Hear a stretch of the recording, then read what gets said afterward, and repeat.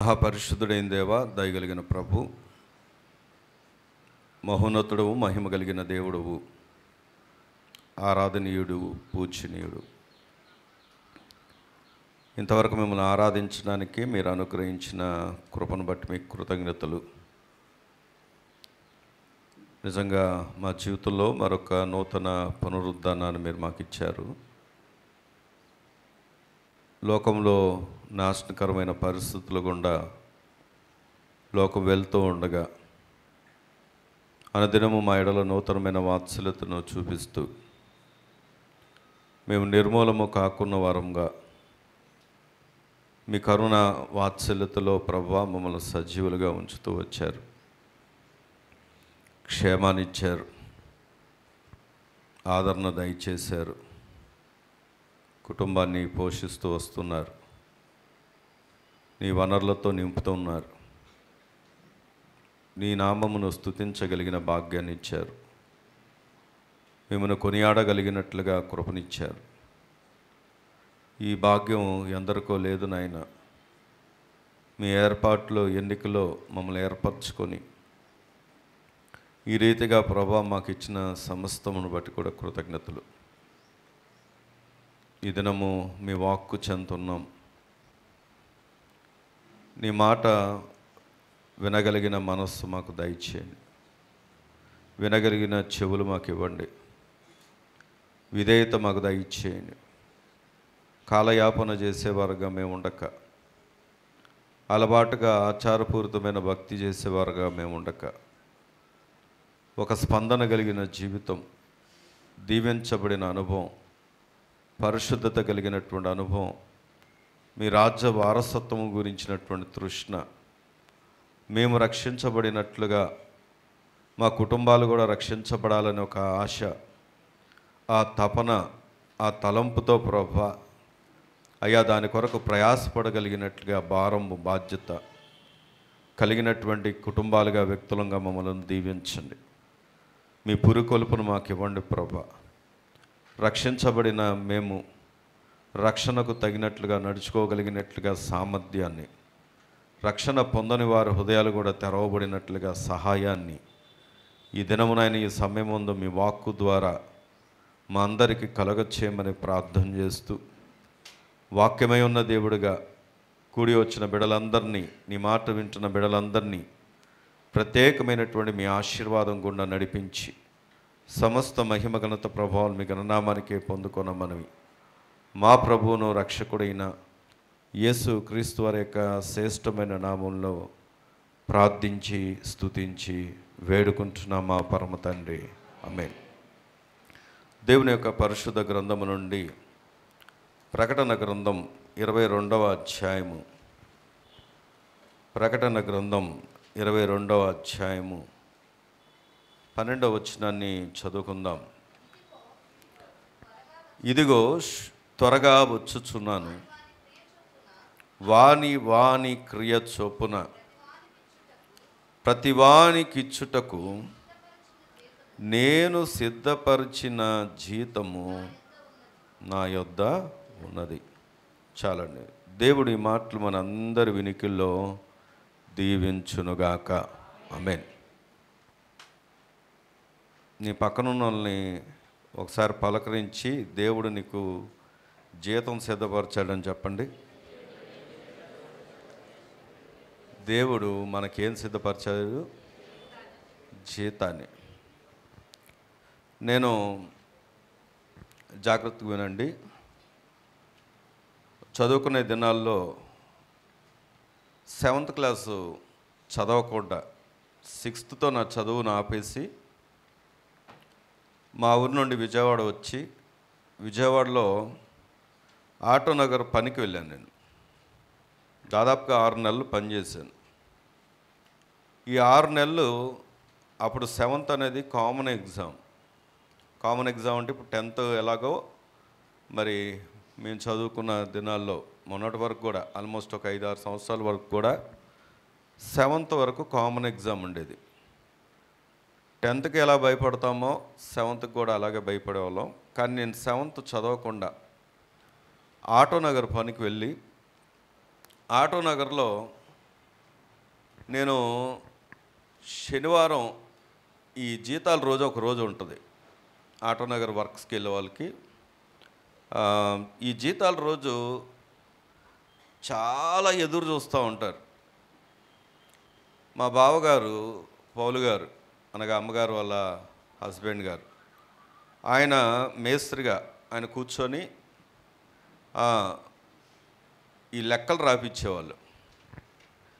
ఈ లెక్కల్లో ఆరు రోజులు పనిచేసిన వాళ్ళు ఉంటారు, ఒక్కోసారి 5 రోజులు పనిచేసిన వాళ్ళు ఉంటారు, 3 రోజులు పనిచేసిన వాళ్ళు ఉంటారు, 1 రోజు పనిచేసిన వాళ్ళు ఉంటారు.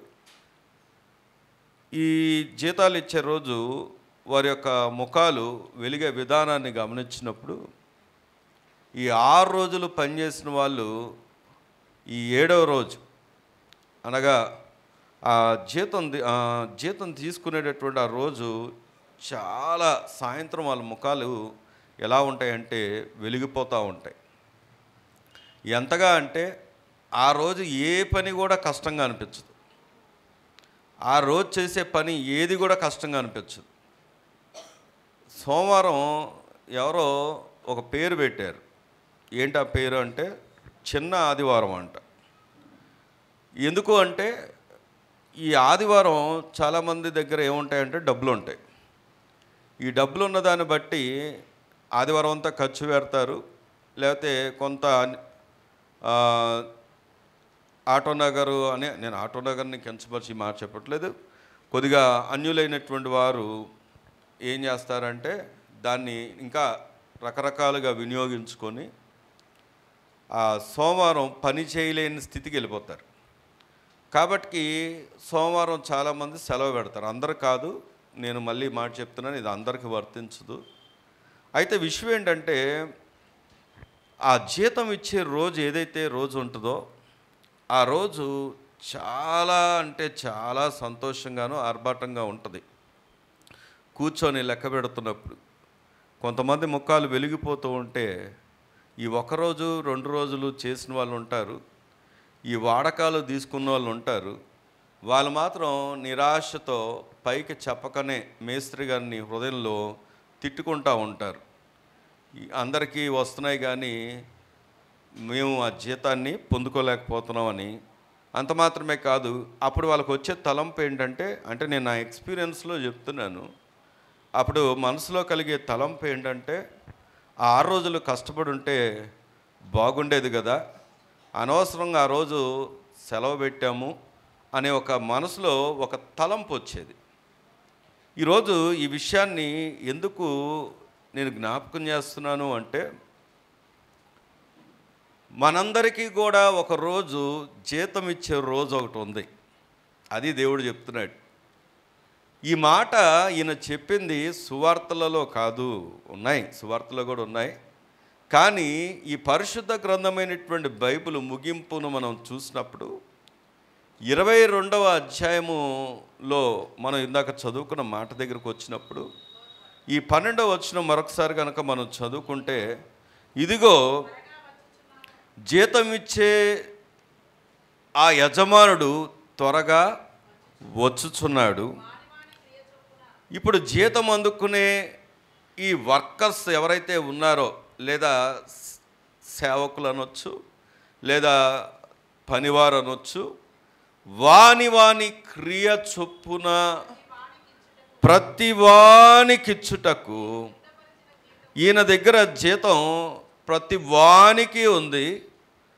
కానీ ఎలా ఉంది అంటే దాని కొలమానం అక్కడ రాయబడిన మాట వాని క్రియ చొప్పున, అనగా వాడు కష్టపడినట్లుగా, వారు నమ్మకత్వాన్ని కాపాడుకున్నట్లుగా, వారు అప్పగించిన బాధ్యతలను నెరవేర్చినట్లుగా.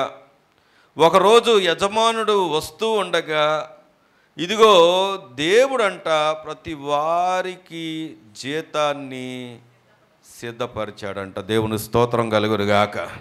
నేను మొదటగా ఆటోనగర్లో నేను వర్క్ చేసిన విషయాన్ని ఎందుకు జ్ఞాపకం చేశాను అంటే, నువ్వు కష్టపడాల్సిన 6 రోజులు కష్టపడి ఉంటే ఆ జీతం అందుకునే రోజు నీ హృదయంలో, నీ మనస్సులో, నీ ముఖం మీద, నీ నోటి నిండా ఏముంటుంది అంటే నవ్వు ఉంటుంది.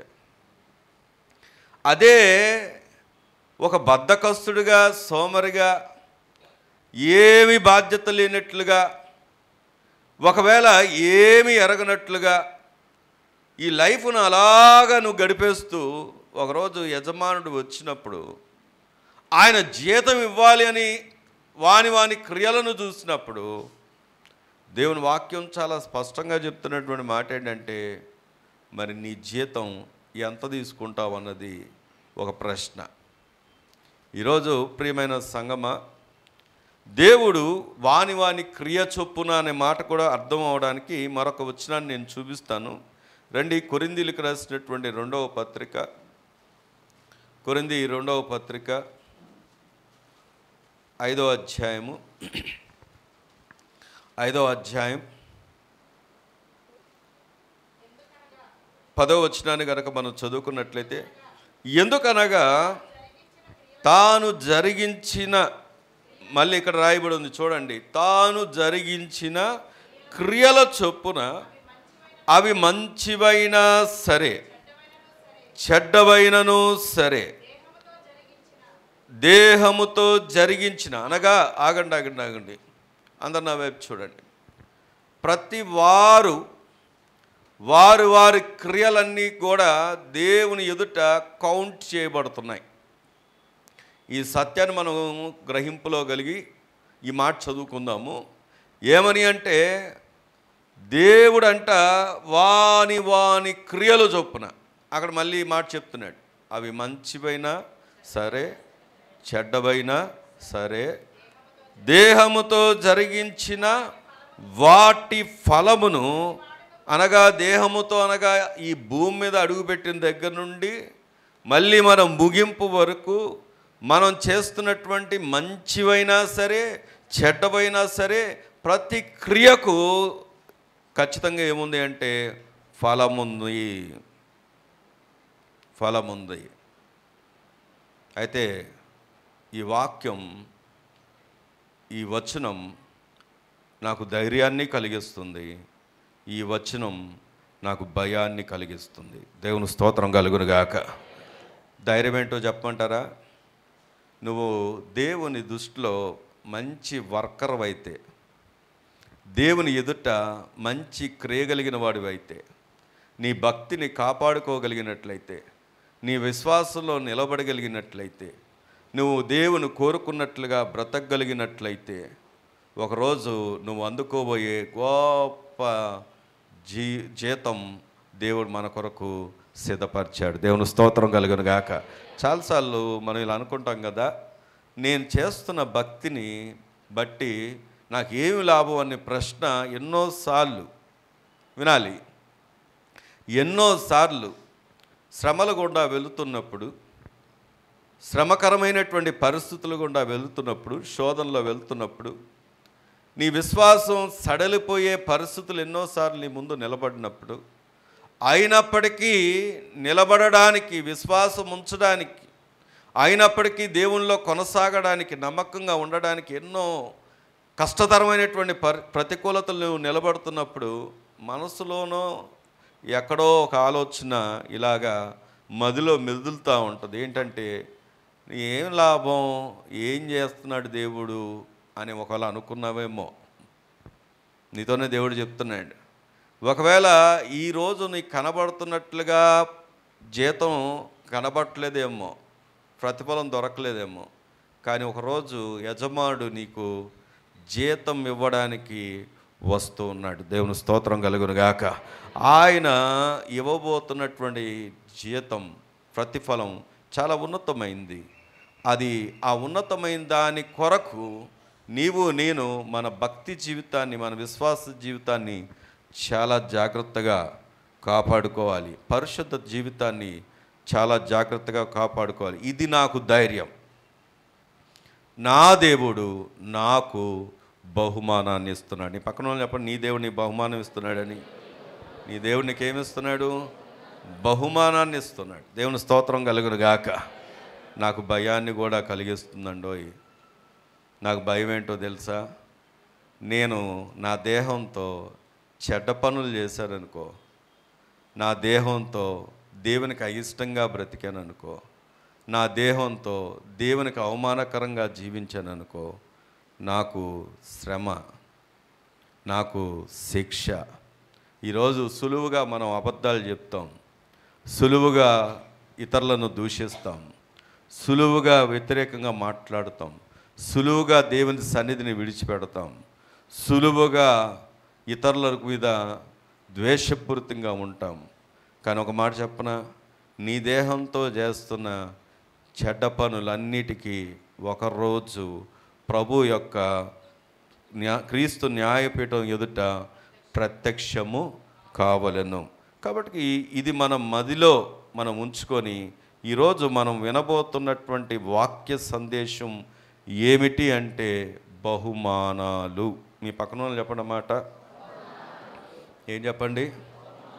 ఈరోజు మనం వినబోతున్న వాక్య సందేశం ఏంటి? బహుమానాలు. ఇది ఎవరిచ్చే బహుమానాలు? దేవుడిచ్చే బహుమానాలు. ఒక నాయకుడు, నేను పేర్లు ఏం చెప్పను, మనం రాజకీయాలకి అతీతం, ఎవరు వస్తే వాళ్ళనే వారి కొరకే మనం ఏం చేయాలంటే ప్రార్థన చేయాలి. దేవుడి అనుమతి లేకుండా ఎవరు రారు. నీకు నచ్చని నాయకుడు పరిపాలన చేస్తూ ఉంటే నువ్వు అనుకోవచ్చు, ఎందుకు వచ్చాడు, నేను అనవసరంగా నేను ఓటైపోయినా వచ్చాడని అనుకోవడానికి లేదు. ఎందుకు అంటే ప్రతి నాయకుడు, ప్రతి అధికారి, ప్రతి యజమానుడు, నీ మీద నియమించబడినటువంటి ప్రతి వ్యక్తి దేవుడు అనుమతితోనే, దేవుని ఏర్పాట్లో ఉన్నవారే.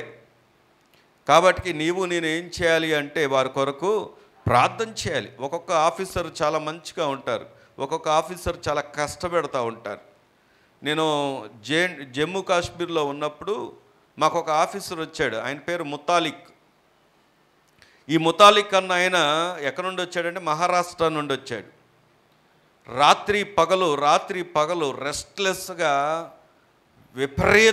విపరీతంగా మమ్మల్ని తిప్పుతూ అలిసిపోయేలాగా చేసేవాడు. సరే, మనం మళ్ళీ లోపలికి వచ్చిన తర్వాత ఆ అడవుల్లో అన్నీ తిప్పి తీసుకొచ్చేవాడు. సరే, లోపలికి వచ్చి ఆ బెటాలియన్ లోపలికి వచ్చాక రెస్ట్ ఉండేదంటే అందరినీ మళ్ళీ గోడల దగ్గర నిలబెట్టేవాడు. ఆయన కష్టపెట్టిన విధానం, ఆయన 6 నెలలు ఏమో ఉన్నాడు, చాలా భయంకరంగా కష్టపెట్టాడు. అందరు తిట్టుకోవడమే రాత్రి అనగా పగలనక. అయితే ఎందుకు విషయం చెప్తున్నాను, ఆ యొక్క అధికారిని నడిపించింది దేవుడే. తర్వాత ఇంకొక ఆయన్ని పంపించాడు దేవుడు. ఆయన విజయ్ సింగ్ అని ఒక ఆయన వచ్చారు. ఆయన అసలు రూమ్ దాటి బయటకు వచ్చేవాడు కాదు. దాంతో కంప్లీట్ ఆపోజిట్ ఏంటంటే మేము కూడా బయటికి వెళ్ళేవాళ్ళం కాదు. అంటే ఒక యజమానుడు లేదా ఒక అధికారి మన మీద నియమించబడినటువంటి ఏ నాయకుడైనా, ఒకవేళ ఇక్కడ ఎవరైనా ఉన్నవారు మీరు వారికి వ్యతిరేకంగా ఆలోచన చేస్తున్నారేమో, అందుకే దేవుడు మీతో మాట్లాడుతున్న మాట ఏంటంటే, ఇదిగో ఏ నాయకుడైనా దేవుడి అనుమతితోనే మన మీద నియమించబడ్డాడు. కాబట్టి మనం వారు శ్రమల గుండా మనల్ని తీసుకెళ్తున్న వారి కొరకు మనం ఏం చేయాలి అంటే ప్రార్థన చేయాలి. ఇది ఎక్కడ ఉంది? తిమోతి పత్రికలో ఉంటుంది. కానీ సబ్జెక్ట్ అది కాదు. కానీ ఈరోజు మనం చూడబోతున్న అంశం ఏం చెప్పండి? బహుమానాలు. అయితే ఎందుకు ఈ మాట జ్ఞాపకం చేస్తున్నానంటే, ఒక నాయకుడు ఇలా చెప్తున్నాడు, ఇదిగో నాకు చాలామంది ఓటేయలేదు, ఆ ఓటు వేయిన వారికి మేము ఎందుకు చేయాలి, మేము వారికి ఎటువంటి బెనిఫిట్స్ ఇవ్వము, వారికి ఏమి మేము చేయము అంటున్నాడు. అంటే ఎందుకు ఈ విషయం చెప్తున్నానంటే, ఒకసారి ఎన్నిక చేయబడిన తర్వాత, ఏర్పరచబడిన తర్వాత ప్రజలు ఓటు వేసినా ఓటు వేయకపోయినా ప్రజలందరినీ సమానంగా చూడగలిగి ప్రజలందరి పక్షంగా వారు సరైనటువంటి పరిపాలన ఇవ్వగలిగిన వారే సరైనటువంటి నాయకుడు. సరే, మనం అందులోకి వెళ్ళకుండా వాస్తవం ఏంటంటే చూడండి, అక్కడ వ్యత్యాసం వేసిన దాన్ని బట్టి, ఫేవర్గా ఉన్న దాన్ని బట్టి, ఫేవర్గా లేని దాన్ని బట్టి ప్రేమిస్తున్నారు ఆ నాయకులు. కానీ ఈ నాయకుడు, మనను పాలిస్తున్నటువంటి పరిపాలకుడు, మన ప్రభు ఎలాంటి వాడు అంటే ఈయన పక్షపాతం కలిగినటువంటి దేవుడు కాదు. ప్రతి వారికి వాని క్రియల చొప్పున ఆయన ఏం సిద్ధపరిచాడంటే బహుమానాల్ని సిద్ధపరిచాడు. దేవుని స్తోత్రం కలుగును గాక. అందుకే దేవుని వాక్యం దగ్గరికి వచ్చి మనం ఆలోచన చేస్తే, దేవుడు మనకు సిద్ధపరిచిన కొన్ని బహుమానాలను మనం కనుక జ్ఞాపకం చేసుకుంటే చూడండి. ఈ బహుమానాల విషయంలో కొలసీ పత్రిక మరొక మాట మనం చదువుకుందాం. కొలసీ పత్రిక 3వ అధ్యాయం, కొలసీ పత్రిక 3వ అధ్యాయము 23వ వచనాన్ని కనుక మనం చదువుకున్నట్లయితే, ప్రభువు వలన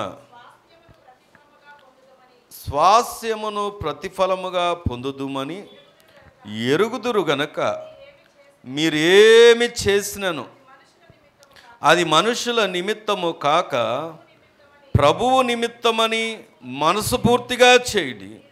మీరు ప్రభు అయిన క్రీస్తునకు దాసులై ఉన్నారు. దేవుని స్తోత్రం చెప్దామా?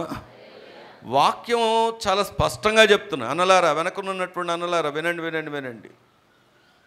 చాలాసార్లు మనం నడుచుకునే నడవడిక ఎలా ఉంటుంది అంటే మనుషుల కోసం, మన ప్రవర్తన ఎలా ఉంటుందంటే మనుషుల కోసం. ఎందుకు అంటే వాళ్ళు ఏమనుకుంటారో, వీళ్ళేమనుకుంటారో.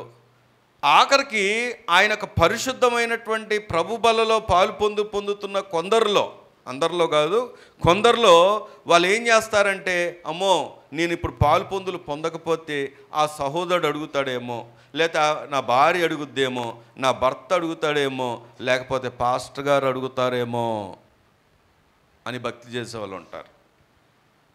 కానీ వాక్యం చెప్తున్నటువంటి సత్యం ఏంటంటే, మన క్రియలను చూస్తున్నటువంటి దేవుడు మనకు ప్రతిఫలాన్ని ఇస్తాడు. మన క్రియలను చూస్తున్నటువంటి దేవుడు మనకు బహుమానాన్ని ఇస్తాడు. ఆ బహుమానాన్ని అందుకోవాలి అంటే మనకు ఉండాల్సినటువంటి లక్షణం ఏంటంటే, మన భక్తి, మన విశ్వాసం, మన నడవడిక, మన ప్రవర్తన, మన క్రియలు మనుషుల కోసము కాదు, మనుషులను సంతోషపెట్టడం కోసము కాదు. మరి ఎవరి కోసం అంటే దేవుని వాక్యం చాలా స్పష్టంగా చెప్తున్న మాట ఏమిటో తెలుసా?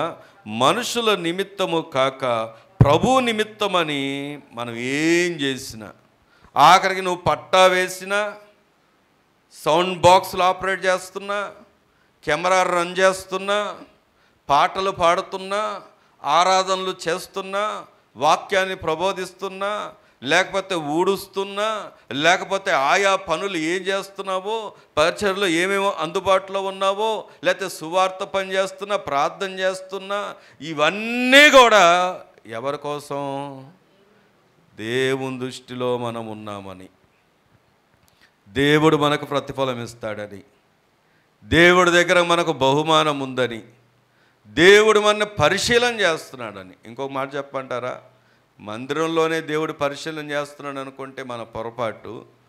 నీకు ఇంకొక విషయం చెప్పాలంటే, దేవుడు మందిరంలోనే కాదు, నువ్వు మందిరం బయట ఉన్నప్పుడు కూడా, నీ విశ్వాస జీవితాన్ని నువ్వు శ్రమల గుండా వెళ్తున్నప్పుడు కూడా, నీ యొక్క ప్రతికూలమైన పరిస్థితులు కూడా నువ్వు ఏ విధంగా నడుచుకుంటున్నావు. ఇశ్రాయేల్ ప్రజలు వారికి శోధన కలిగినప్పుడు వారు ఏం చేశారంటే సనుక్కున్నారు. ఇది ఎవరు గమనించారు? దేవుడు గమనించాడు. ఈ ప్రజలు ఎన్ని మార్లు నాకు వ్యతిరేకంగా మాట్లాడతారు, ఈ ప్రజలు ఎన్ని మార్లు నాకు వ్యతిరేకంగా ప్రవర్తిస్తారు, ఎన్ని మార్లు అవిశ్వాసంతో ఉంటారని ఎన్నోసార్లు దేవుడు వారిని బట్టి బాధపడిన సందర్భాలు ఉన్నాయి. ఈరోజు ప్రభు ఎందుకు ఈ మాట మనతో మాట్లాడుతున్నాడంటే, నీ విశ్వాస జీవితాన్ని, నీ భక్తి జీవితాన్ని, నీ నడవడికను, నీ ప్రవర్తనను, నీ మాటను, నీ తలంపులను, నీ ఆలోచనలను, నీ క్రియలను, నీ బిహేవియర్ని, నీకున్నటువంటి ప్రతి విషయాన్ని దేవుడు ఏం చేస్తున్నాడంటే క్షుణ్ణంగా పరిశీలన చేస్తున్నాడు. ఒక్కొక్కరు పాడుతున్నప్పుడు చాలా మధురంగా అనిపిస్తూ ఉంటుంది, ఒక్కొక్కరు మాటలు టీవీలో వింటున్నప్పుడు చాలా మధురంగా అనిపిస్తూ ఉంటుంది. నాతో ఉన్న ఒక అన్న ఒక సేవకుడి దగ్గర పనిచేశారు. ఆ అన్న ఒక 7 సంవత్సరాల దాకా ఏమో ఆ సేవకుడి దగ్గర తన భార్యతో కలిసి వారి పరిచర్లో అసిస్టెంట్గా చేశారు. అయితే నేను అంతకుముందు వరకు కూడా ఒక వ్యక్తి అంటే నాకు చాలా ఇష్టం. ఆ దినాల్లో టీవీ కూడా అంతగా వ్యాప్తి చెందని దినాలు, మరి రేడియో ప్రసంగాలు జరుగుతున్న దినాల్లోంచి తర్వాత టీవీ ప్రారంభమైన దినాల్లో నేను చూసిన సేవకుడు ఒక ఆయన ఎప్పుడు మోకాలేసి, ముందు వాక్యం చెప్పడానికి ముందు మోకాలేసి చాలా దీనంగా ప్రార్థన చేసి, అసలు ఆయన మాటల సరళి కూడా ఎంత మధురంగా ఉంటుందంటే ఎంతో ఆప్యాయతగా ఆదరణ కలిగిస్తుంది. ఆ వ్యక్తిని నేను అభిమానించేవాడిని, ఆరాధించలేదు కానీ అభిమానించేవాడిని. అబ్బో ఈ సేవకుడు మంచి సేవకుడని. కానీ ఆయన దగ్గర పనిచేసినటువంటి ఒక అన్న తన భార్యతో సేవలో వారితో కలిసిన ఆయన చెప్పినటువంటి విషయం విన్నప్పుడు నాకు నిజంగా ఆశ్చర్యం అనిపించింది. ఎందుకు ఆశ్చర్యం అనిపించిందంటే వీళ్ళు ఆ పరిచయంలోంచి బయటికి రావడానికి కారణం ఏంటంటే ఈ సేవకుడు ఎప్పుడు కూడా వీళ్ళకి టార్గెట్స్ ఇచ్చేవాడంట. మీరు కొంతమందిని కలవాలి, వారిని కలిసిన తర్వాత పరిచయ కొరకు వారి దగ్గర నుండి విరాళాలు సేకరించాలి, పరిచయ కొరకు మీరు ధనాన్ని సమకూర్చాలని చెప్పి వాళ్ళని బాగా ఫోర్స్ చేసేవాడంట. కనబడే స్వరము కనబడే తత్వం ఒకటైతే వెనకనున్నటువంటి విధానం, వెనకనున్నటువంటి స్వరం ఇంకొకటి. ఎందుకు ఈ విషయాన్ని జ్ఞాపకం చేస్తున్నానంటే తమ్ముడు వినండి వినండి వినండి, ఎందుకు ఈ విషయాన్ని జ్ఞాపకం చేస్తున్నానంటే చాలామంది భక్తి మనుషుల కోసం చేస్తారు, మనుషులను సంతోషపెట్టాలని చేస్తారు. కానీ దేవుడు అంటున్నాడు, నేను వాని క్రియ చొప్పున ఏమిస్తానంటే నేను ప్రతిఫలాన్ని ఇస్తాను. అందుకే ఇక్కడ అంటున్నాడు కదా, మనం చదువుకున్నాం 24వ వచనం చదివాం కదా, ఇగో ప్రభు వలన స్వాస్యముగా ప్రతిఫలం పొందుదుము, అనగా బహుమానము పొందుదుమని ఎరుగుదురు గనక మీరేమి చేసినను అది మనుషుల నిమిత్తము కాక ప్రభు నిమిత్తమని మనస్ఫూర్తిగా చేయండి. ఎలా చేయాలంట? కొంతమంది చేస్తారు, కొంతమంది ఊడుస్తారు, అంటే అందరు కాదు, ఎవరైనా ఒకవేళ అలా ఉంటే. కొంతమంది క్లీన్ చేస్తారు, కొంతమంది పాల్పొందులు పొందుతారు, కొంతమంది అందిస్తారు, కొంతమంది పరిచయం చేస్తారు. కానీ హృదయంలో మాత్రం ఏం చేస్తారు తెలుసా? హృదయంలో, నేను పైకి అంటలేదు, హృదయంలో మాత్రం సనుక్కుంటారు.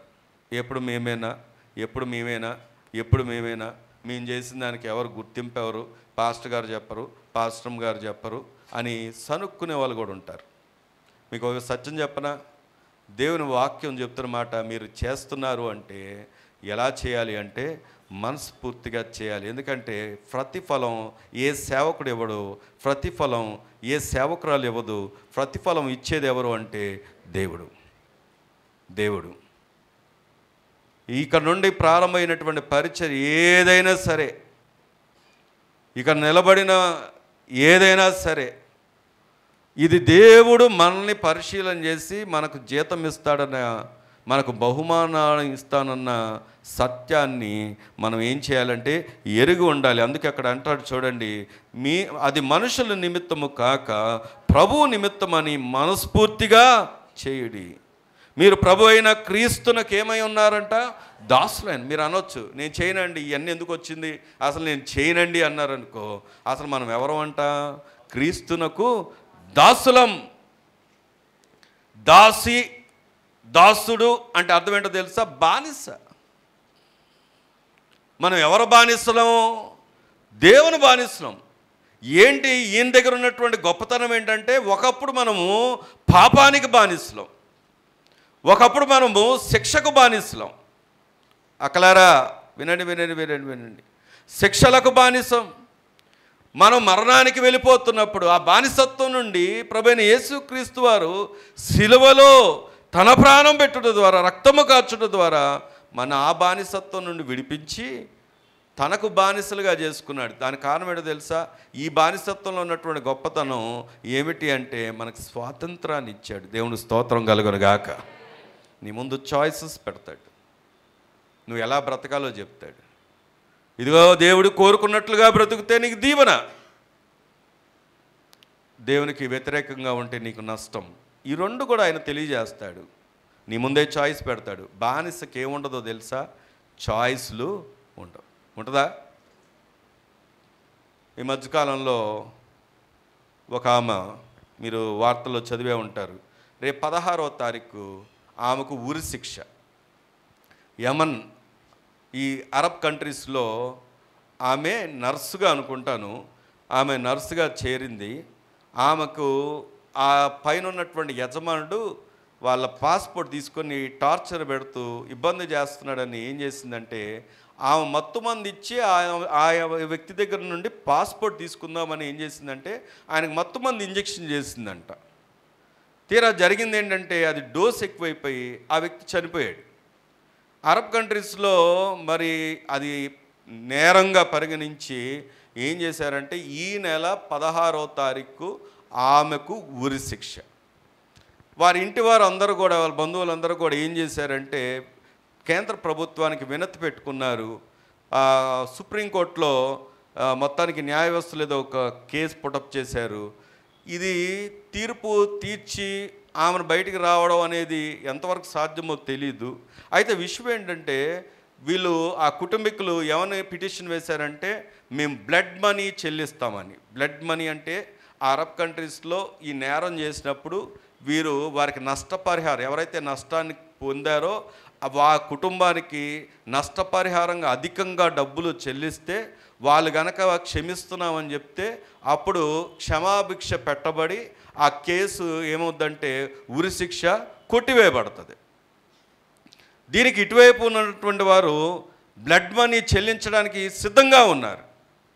అవతల ఉన్నవారు స్వీకరించడానికి సిద్ధంగా ఉన్నారా లేదా అన్నది ఇప్పటి వరకు తెలియదు. అయితే విషయం ఎందుకు ఈ మాట చెప్తున్నానంటే అక్కడ ఈమె అంత మత్తుమందించి చనిపోయేలాగా చేయడానికి కారణం ఏంటంటే ఆమెకు అక్కడ పని చేయడానికి వచ్చేయడానికి స్వాతంత్రము లేదు. ఉందా? లేదు. అందుకే అప్పుడప్పుడు కేటీఆర్ గారు పాత వీడియోలో చూసినప్పుడు మమ్మల్ని విడిపించండి, లోకేష్ గారు మమ్మల్ని విడిపించండి, జగన్ గారు మమ్మల్ని విడిపించండి, ఇక్కడ మేము చాలా కష్టపడుతున్నాం, మమ్మల్ని విడిపించండి, ఈ దేశం నుండి మమ్మల్ని తప్పించండి, మాకు చెప్పింది ఒకటి తీసుకెళ్ళింది ఒకటి అని చెప్పేసి ఎంతోమంది వీడియోస్ మనకు వైరల్ అవుతూ ఉంటాయి. కారణం ఏమిటంటే వాళ్ళకి స్వాతంత్రం లేదు. కానీ దేవుడు నీకు నాకు ఇచ్చినటువంటి గొప్ప ధన్యత ఏంటంటే మనకి స్వాతంత్రాన్ని ఇచ్చాడు. దేవుని స్తోత్రం కలుగును గాక. నువ్వు ఇలాగే ఉండాలి, అలాగే ఉండపోతే నేను ఏదైనా చేయగలను అనే శక్తి ఆయనకు ఉంది. ఉందంటారా లేదంటారా? ఉంది. అలా చేయగలిగినటువంటి దేవుడు ఆయన, అలాంటి సామర్థ్యం కలిగినటువంటి దేవుడు ఆయన. కానీ ఆయన అలా చేయలేదు, స్వాతంత్రాన్ని ఇచ్చాడు. ఏంటి ఆ స్వాతంత్రం అంటే మంచి చెడులు నీ ముందు ఉంచాడు. దేవుని వాక్యం ద్వారా నిన్ను సరిచేయాలనుకుంటాడు. దేవుని మాటకు విధేయత చూపిస్తే దీవించాలనుకుంటాడు. ఒకవేళ అప్పటికి నువ్వు దేవుని మాట పెడచెవిన పెడితే శిక్షకు పాత్రుడుగా నీకు నువ్వే అవుతున్నావు, కానీ దానికి దేవుడు కారణము కాదు. దేవుని దృష్టిలో మనం ఏం పొందుకోవాలని అంటే బహుమానాలు పొందుకోవాలని ఉంది. దేవునికి స్తోత్రం కలుగును గాక. అందుకే అక్కడ అంటాడు కదా, మీరు ప్రభు అయిన క్రీస్తునకు దాసులై ఉన్నారు, అన్యాయము చేసిన వానికి తాను చేసిన అన్యాయము కొలది మరలా లభించును, పక్షపాతము ఉండదు. ఈరోజు సింపుల్గా మనం ఏం చేస్తామంటే ఒక మాట విసిరేస్తాం, దుష్ప్రచారాలు చేసేస్తాం, ఇతరుల మీద అసూయగా పలికేస్తాం, అబద్ధాలు చాలా ఈజీగా మాట్లాడేస్తాం. ఒక మాట చెప్పనా, ఇదే మాట ఇంకొక వచనంలో ఇలా రాయబడి ఉంది. ఏంటో తెలుసా? దేన్ని విత్తుతామో దాన్నే కోస్తాం. నువ్వు అబద్ధాన్ని విత్తుతే అబద్ధాన్ని కోస్తాం, ద్వేషాన్ని విత్తుతే ద్వేషాన్ని కోస్తాం, అసూయను విత్తుతే అసూయను కోస్తాం, పాపాన్ని విత్తుతే పాపాన్నే కోస్తాం. దురాశ గర్భాన్ని ధరించిద్దంట. పాపం ఏం చేసి చెప్పండి? పరిపక్వత. ఒకరోజు అది ఎక్కడికి తీసుకెళ్తుందంటే మరణానికి. కాబట్టి ఈరోజు ప్రభు ఎందుకు ఈ మాట చెప్తున్నాడంటే ఆయనలో పక్షపాతము లేదు. ఈరోజు నాకు ఈ మాట ఎంత గొప్ప ధైర్యాన్ని ఇస్తుందంటే లోకంలో కులాన్ని బట్టి పక్షపాతం ఉంటుంది, మతాన్ని బట్టి పక్షపాతం ఉంటుంది, డబ్బును బట్టి పక్షపాతం ఉంటుంది, అధికారాన్ని బట్టి పక్షపాతం ఉంటుంది. కానీ ప్రభు దగ్గర ఏం లేదంటే పక్షపాతము లేదు. దేవుని స్తోత్రం కలుగును గాక. అలాంటి పక్షపాతం లేని దేవుని మనం ఆరాధిస్తున్నాం. మన స్టేటస్ను బట్టి మనని ప్రేమించేవాడు కాదైన, మనకున్న స్థితిగతులను బట్టి ప్రేమించేవాడు కాదైన. చాలామంది అనుకుంటారు, వీళ్ళు మన ఇంటికి వస్తారా, వీళ్ళు మా ఇంట్లో ఉంటారా, మా ఇంట్లో ఉండదగినట్టుగా స్థలం లేదు, ప్లేస్ లేదు, చైర్స్ లేవు, కూర్చోదగిన స్తోమత లేదు, ఎవరినైనా పిలవాలంటే, ఎవరినైనా ఆహ్వానించాలంటే వారు మా ఇంట్లోకి అడుగు పెడతారా అంటారు. కానీ దేవుడు పక్షపాతం లేని దేవుడు. ఎవరినైనా ఒకేలాగా ప్రేమిస్తాడైనా, ఎవరినైనా ఒకేలాగా ప్రేమిస్తాడైనా, ఎవరినైనా ఒకేలాగా ఆదరిస్తాడైనా. ఆ ఆదరించే దేవుడు, ప్రేమించే దేవుడు, నీ కొరకు బహుమానాలు సిద్ధపరిచిన దేవుడు ఈరోజు నీతో, నాతో, మనందరితో మాట్లాడుతున్నాడు. దేవుని స్తోత్రం కలుగును గాక. ఆయన మన కొరకు సిద్ధపరిచిన ఆ బహుమానాలని మనం పొందుకోవాలంటే దేవుడు మన దగ్గర కోరుకుంటుంది ఏంటి? నీ పక్కన ఉన్న వాళ్ళు చెప్పండి, దేవుడు మన దగ్గర ఏం కోరుకుంటున్నాడు? అడగండి సరే, ఏం కోరుకుంటున్నాడు? ఏం కోరుకుంటున్నాడు? మరి బహుమానాలు అందరికి ఊరికే ఉచితంగా ఇచ్చేస్తారా? ఏం కోరుకుంటున్నాడు అంటే చూడండి, దేవుని వాక్యంలోంచి చూద్దాం. కొరింథీ మొదటి పత్రిక 4వ అధ్యాయం. కొరింథీ మొదటి పత్రిక 4వ అధ్యాయం 2వ వచనాన్ని కనుక మనం చదువుకోండి. మరియు గృహ నిర్వాహకులలో ప్రతివాడును నమ్మకమైన వాడై ఉండుట అవశ్యము. నీ పక్కన ఉన్న ఇందాక ప్రశ్న వేసావు కదా, ఏం కోరుకుంటున్నాడని. అదే వ్యక్తికి నువ్వు చెప్పాలి. ఇప్పుడు ఏం చెప్తావంటే, ఏం కోరుకుంటున్నాడైనా? నమ్మకత్వం. నీ పక్కన ఉన్న చెప్పండి ఆ మాట. ఏం కోరుకుంటున్నాడైనా? నమ్మకత్వం. నమ్మకత్వం. ఉన్నారా ఇక్కడే? వింటున్నారా? నేను ఒకసారి ఒక వ్యక్తి గురించి చిన్న వీడియో చూశాను, వ్యక్తి గురించి చదివాను. ఏంటా అంటే, తన భార్య హాస్పిటల్ బెడ్ మీద, ఆమె వృద్ధాప్యంలో ఉంది, ఆమెకు ఆల్రెడీ అనారోగ్య పరిస్థితులు ఉన్నాయి, ఆల్మోస్ట్ చివరి స్టేజ్లో ఉంది. అక్కలారా, చెల్లెలారా, వినండి, చివరి స్టేజ్లో ఉంది. అయితే ఇందులో గొప్పతనం ఏమిటి? ఈ వ్యక్తి గురించి ప్రత్యేకంగా ఆ డాక్యుమెంటరీ లాగా తీసి చూపించారు. రీజన్ ఏంటంటే, ఈ వ్యక్తి ఈ హాస్పిటల్లో ఉన్న ఆమె యొక్క భర్త, తాను ఉండేటటువంటి ఇల్లు హాస్పిటల్ నుండి కొన్ని కిలోమీటర్ల దూరం ఉంది. వాళ్ళ స్తోమతకి వాళ్ళు వెహికల్స్ కూడా లేవు. అయితే ఈ వ్యక్తి రోజు పొద్దున్న తన ఇంటి నుండి ప్రారంభమై నడుచుకుంటూ ఆ హాస్పిటల్కి వచ్చి, హాస్పిటల్లో ఉన్నటువంటి తన భార్య దగ్గరికి వెళ్ళడానికి ముందు హాస్పిటల్ బయట ముఖం నీట్గా తుడుచుకొని, తల నీట్గా తలదూకొని, ఆయన ఫుల్ రెడీ కండిషన్లో, ఫ్రెష్ కండిషన్లో తన భార్య దగ్గరికి వెళ్ళి భార్యతో సాయంత్రం వరకు గడిపి, విజిటర్స్ ఉండ సమయం వరకు గడిపి, మళ్ళీ రాత్రి పడుకున్న తర్వాత మళ్ళీ ఇంటికి నడుచుకుంటూ వెళ్ళేవాడు.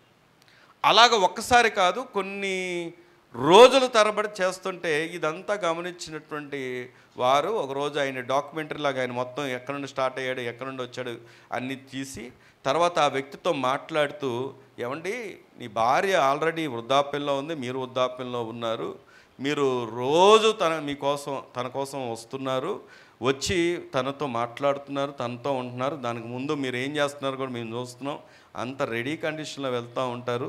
ఏంటి రహస్యం అంటే, నా భార్యకు నేను అందంగా కనపడకూడదా? నా భార్యను నేను ప్రేమిస్తున్నాను. నేను ఆల్రెడీ ఒక వాగ్దానం చేశాను. ఏంటి ఆ వాగ్దానం అంటే, నేను చనిపోయేంత వరకు మరణమైనను ఏమని అక్కడ రాయబడి ఉంది కదా, మనం మామూలుగా వాగ్దానాలు చేస్తాం కదా, ప్రమాణాలు చేసేటప్పుడు చెప్తాం కదా, కలిమిలో లేమిలో అన్నిట్లో ఆ యొక్క వాగ్దానానికి నేను కట్టుబడి ఉన్నాను అని చెప్పాడు. దేవుని స్తోత్రం కలుగును గాక. ఈరోజు ఒక మాట చెప్పనా, ఈరోజు ఎంత మీమ్స్ అంటే ఏంటి తెలుసా? సెటైర్స్ లాగా ఎంత దుష్ప్రచారం జరుగుతుందో తెలుసా పెళ్లి మీద?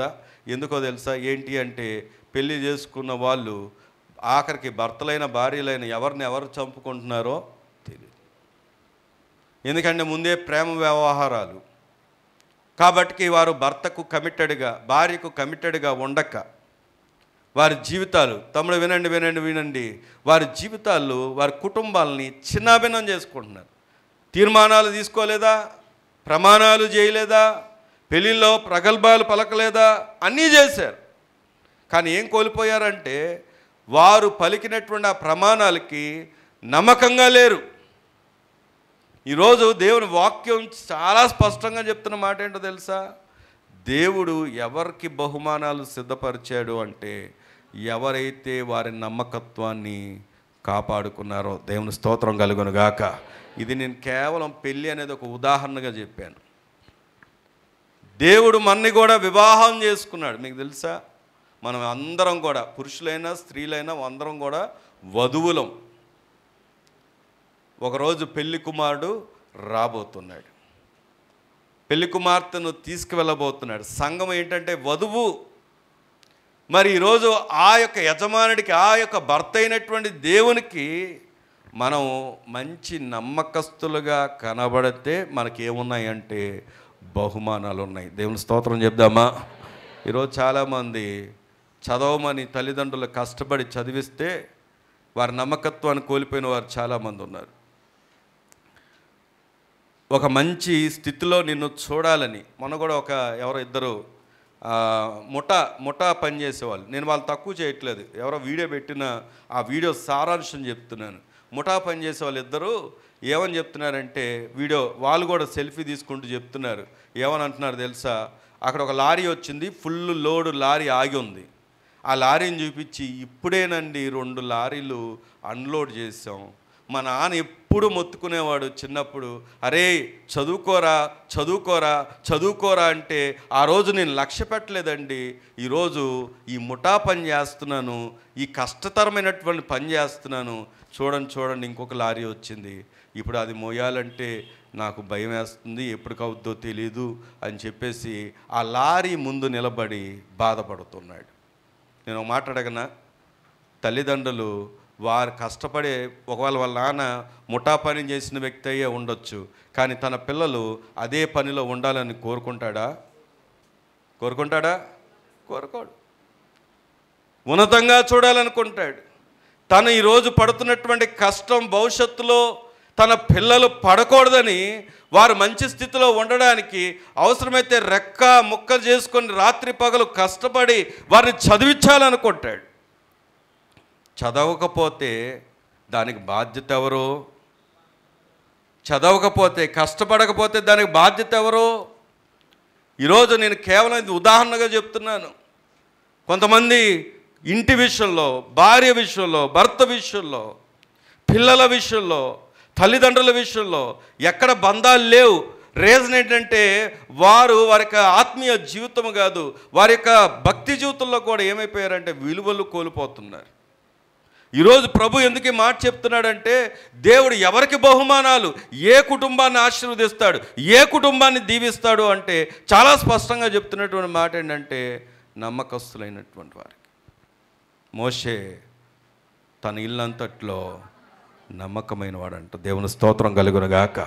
ఈరోజు ఒక మాట సూటిగా భర్తలైన వారికి లేదా తండ్రులైన వారికి నాతో సహా మన ముందు ఒక ప్రశ్న ఏంటో తెలుసా? మనము మన కుటుంబ విషయంలో నమ్మకమైన వారమేనా? పిల్లలైన వారికి నీ ముందు ఉంచిన ప్రశ్న ఏంటో తెలుసా? నీ తల్లిదండ్రులు ఎదుట నువ్వు నమ్మకస్తుడిగా కనబడుతున్నావా? ఆడపిల్లలకి మీ తల్లిదండ్రులు మీ మీద పెట్టుకున్న ఆశలను నువ్వు వమ్ము చేస్తున్నావా లేదా నమ్మకంగా బ్రతుకుతున్నావా? నీ పరిశుద్ధతను కాపాడుకుంటున్నావా? ఈ దినాల్లో ఆకర్షణలు, అనేకమైనటువంటి ఆకర్షణలతో వారి లైఫ్ని, ఆఖరికి ప్రభుని ఎరిగిన వారు కూడా మందిరాల్లో కూడా ఏమవుతున్నాయంటే దారి తప్పుతున్నటువంటి ఎన్నో వార్తలు వినబడుతున్నాయి. అందులో నీవు ఉండకూడదు, అందులో నువ్వు బ్రతకూడదు, అలాంటి అవమానకరమైన స్థితిని కలగకూడదు. నీ నమ్మకత్వాన్ని నువ్వు కాపాడుకోవాలి. లేకపోతే ఒకరోజు ప్రభు దగ్గర నిలబడ్డప్పుడు మనకి ఏముండదు అంటే బహుమానము ఉండదు. మనకు అప్పగించిన దాంట్లోనే ఒక యజమానుడు 1 తలాంతు ఇచ్చాడు, 10 తలాంతులు కూడా ఇచ్చాడు. 10 తలాంతులు ఇచ్చిన వారికి వారి సామర్థ్యాన్ని బట్టి 10 తలాంతులు ఇచ్చాడు. 1 తలాంతులు ఇచ్చిన వారికి 5 తలాంతులు ఇచ్చాడు, 1 తలాంతు ఇచ్చాడు. ఎన్ని తలాంతులు ఇచ్చాడన్నది ఇచ్చిన దేవునికి తెలుసు, కానీ నువ్వు ఇచ్చిన దాంట్లో ఎంత నమ్మకంగా ఉన్నదన్నదే ప్రభువు చూస్తున్నాడు.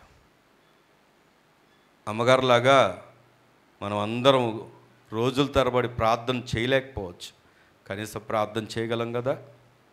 ఏమండి, సేవకులు మాత్రమే బాధ్యత తీసుకొని వచ్చిన వారు పలకరించడం, వచ్చిన వారు పరామర్శ చేయడం, వచ్చిన వారి క్షేమ బాగోగులు తెలుసుకోవడం సేవకులకే పరిమితం కాదు. నీ వంతు బాధ్యత ఉంది. నూతన ఆత్మలు, నూతన కుటుంబాలు మన మధ్యలో కూర్చున్నప్పుడు వారు ఎక్కడి నుండి వచ్చారు, ఎందుకు వచ్చారు, ఏంటి సమస్య, ఏంటి వారి కొరకు ప్రార్థన చేయాలని భారము, బాధ్యత. కనీసం నీకు ఒక విషయం తెలుసా, దేవుని పని చేయకుండా ఆ రోజు నువ్వు భోజనం చేస్తే ఆ భోజనం కూడా దేవుని ఎదుట పాపంగానే కనపడుతుంది. ఇది నా మాట కాదు, వాక్యం చెప్తున్నటువంటి మాట. దేవుని పని చేయకుండా ఆహారం తీసుకున్న ఆహారం ఎదుట కూడా మనం దోషులమే. ఈరోజు మందిరం అయిపోగానే వెళ్ళిపోవడం కాదు, దాని కొరకైతే ఇది కూడా ఒక సినిమా హాల్ లాంటిదే. సినిమా హాల్లో ఏం చేస్తారు అంటే ఇప్పుడు ఏం చూడట్లేదు, కానీ ఒకప్పుడు నేను సినిమాలు బాగా చూసేవాడిని విపరీతంగా. ప్రభువుని ఎరగని దినాల్లో నన్ను సినిమా పిచ్చోడని పిలిచేవారు. ప్రభువుని ఎరగని దినాల్లో బాగా గేమ్స్, బాగా సినిమాలు, ఇవే ఆ రోజుల్లో ఎక్కువగా ఉన్నాయి. వాటిలో లాస్ట్ 10 నిమిషాలు ఏంటో మరి అందరూ కూడా ఏం చేస్తారో తెలుసా, ముగింపు వరకు చూడరు. ముగింపు వరకు చూడకుండా లాస్ట్ 10 నిమిషాలు నడుచుకుంటూ వెళ్తూ ఉంటారు. ఆ లాస్ట్ 5 మినిట్స్ ఆ ఫైటింగ్, ఎవరైతే ఆ యొక్క విలను చచ్చిపోతాడో, విలను అరెస్ట్ చేయబడతాడో, అక్కడ నుండి వీళ్ళెవ్వరు నిలబడి చూడరు, అంత నడుచుకుంటూ వెళ్తారు. అది సినిమా హాల్, అది జీవం లేనిది, దాంట్లో జీవం లేదు.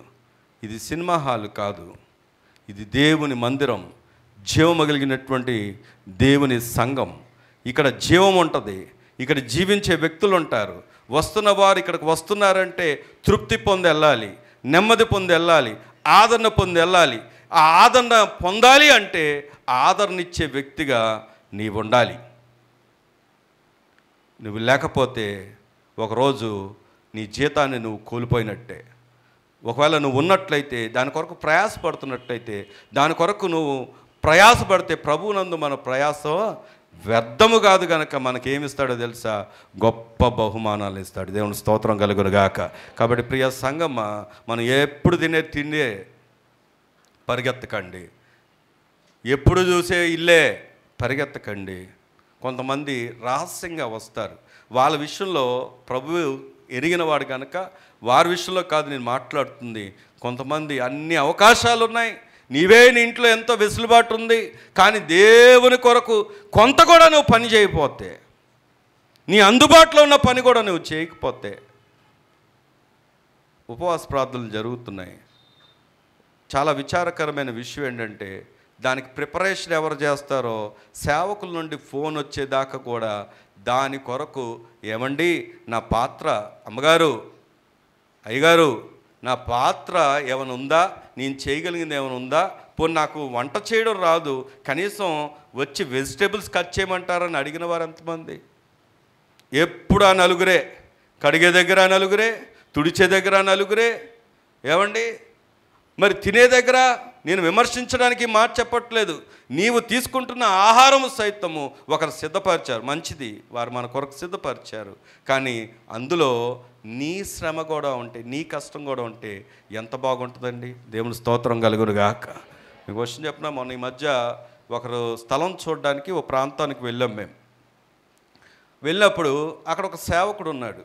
ఆయన సేవకుడని అక్కడ ఉన్నటువంటి కాంట్రాక్టర్ చెప్తే మేమే పలకరించాం. వెళ్ళి ఆయన బయట కూర్చొని ఉంటే పలకరించినప్పుడు, పలానా దగ్గర సేవ అండి, నా wife central government job resign చేసి వచ్చింది, ఆమె అంతకుముందు బ్లైండ్ల మధ్యలో సెంట్రల్ గవర్నమెంట్ జాబ్ చేసేది, ఆ దేవుని పరిచయ కొరకు విడిచిపెట్టి వచ్చిందని చెప్పారు.